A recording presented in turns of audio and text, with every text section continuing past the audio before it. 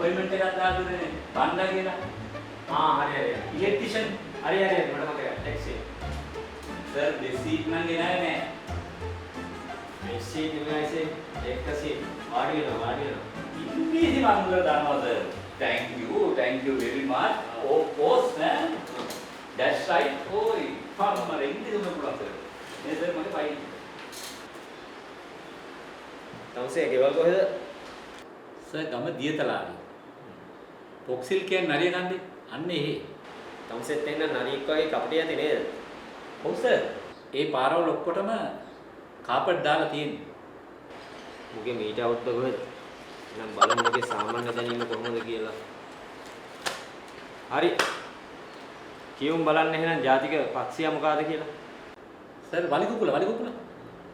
එතකොට ජාතික වෘක්ෂය ආස මේ මානෙල්. මානෙල් තමයි සර් මගේ නෝනා. එහෙනම් කියනවා බලන්න ලිඳකින් වතුරද ගන්නකොට ඉස්සෙල්ලාම ලිඳට දාන්නේ මොකද්ද කියලා. ලිඳට දාන්නේ සර් පුට් පෑලේ. That's right. That's right නෙවෙයි සර්. පුට් පෑල. හරි. තමසේ that's right. සර් මම මේ නිකන් අහන්නේ.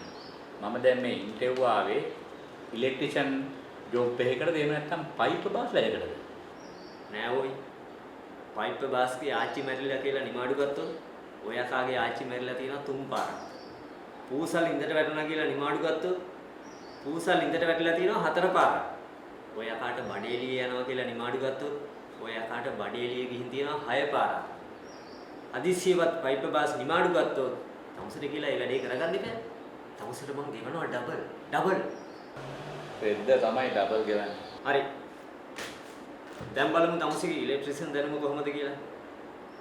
හදිස්සියවත් හෙනයක් ගහලා මේ ආයතනයේ ටිප් එක ගියොත් මොකද්ද තමස ගන්න පියවර?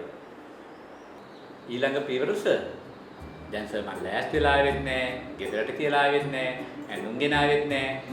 ඉතින් සර් මම දැන් ටක් ගාලා ගිහිල්ලා ඇඳුම් ටිකක් ලෑස්ති කරගෙන ඉක්මනට එන්නම්. හැබැයි සර් දැන් මේ ට්‍රිප් එක කොහෙටද යන්නේ?